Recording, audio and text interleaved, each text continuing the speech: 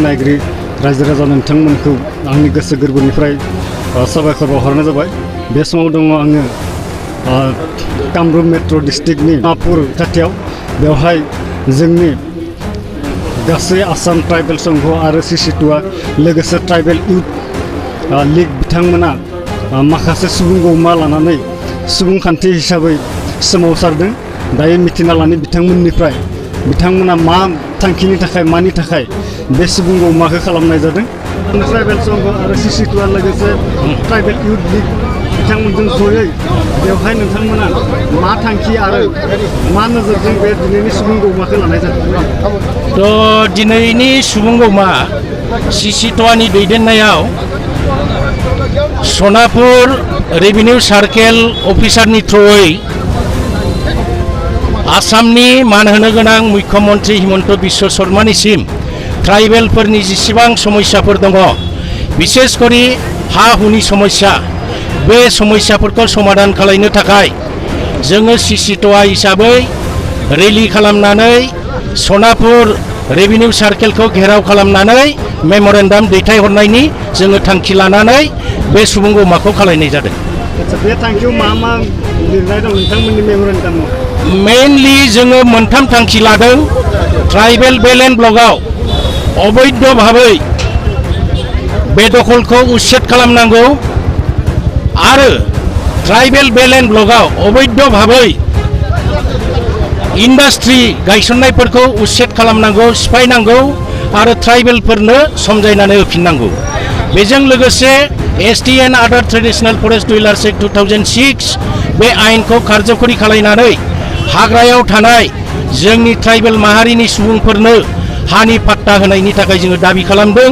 लोगोसेयै जोङो मानिनां गुवाहाटी हाइकर्टनि जिथुनाखि भार्डिक्ट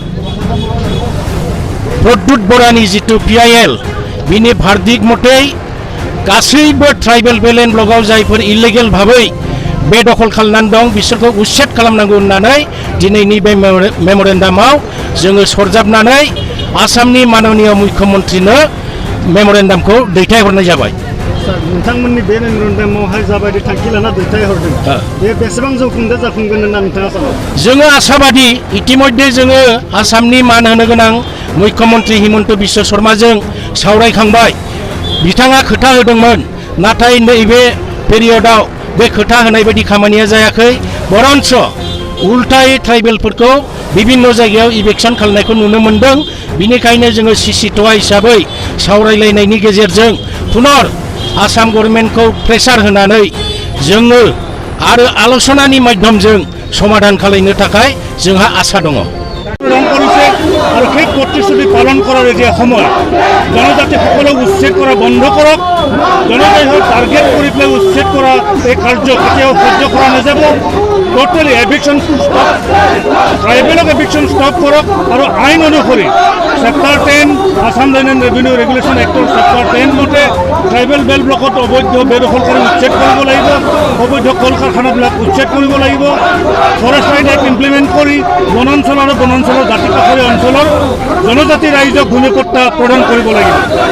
আৰু আস্কাৰ্ডা আইন আসাম ষ্টেট কেপিটেল ৰিজনৰ আইনৰ আওতাৰ পৰা ট্ৰাইবেল বেল ব্লক এক্সক্লুড কৰিব লাগিব। ট্ৰাইবেল বেল ব্লকৰ মাটি বাহিৰ কৰি দিব লাগিব, বাদ দিব লাগিব।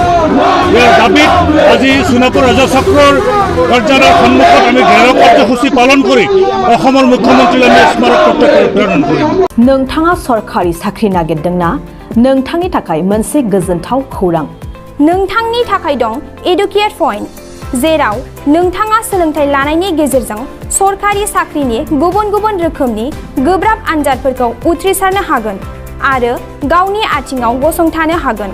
बे एडुकेट पइन्टआव नोंथांमोना SCC, bank PO, bank clerk, bank SO, UPSC, FSC, defence, railway, state insurance, AAO, ADO एसिस्टेन्टजों लोगोसे स्टेट लेभेल जब आरो माखासे सरकारि साख्रिनि आनजादाव गोनांथि जानाय आयदाफोराव सोलोंथाइ लानो हागोन। मख'नो गोनांदि बे सोलोंसालियाव साख्रिनिल' नङा, बेयाव MBA आरो सैनिक स्कुल बायदियाव एडमिशननि थाखाय एन्ट्रेन्स होनो थाखायबो सोलोंथाइ लानो हागोन। बे सोलोंसालियाव गाहाम थाखो खथानि सुबिदा दं आरो सम मथे नोंथांनि सोलोंथाइखौ बे सोलोंसालियाव होनाय जागोन। बेखौबो मिथिनांगोन दि बे एडुकेयार पइन्टआव सोलोंथाइ लानानै बावैसो 2021-22 इं मायथाइनि SSC GDनि आनजादाव गासै 11 सा सोलोंसाफोरा उथ्रिसारनो हादों। बारा नङा, गासै 15,000 रांजोंनो नोंथाङा बे सोलोंसालियाव 6 दानसिम सोलोंथाइखौ लानो हागोन। बे सोलोंसालिया क'क्राझार, बरपेटा र'ड, गवालपारा आरो बङाइगावआवबो दं। क'क्राझाराव सोलोंथाइ लानो गोसो गुदुं जानाय सुबुंफोरा 700-226-133 9101-536360 700-226-133 9101536360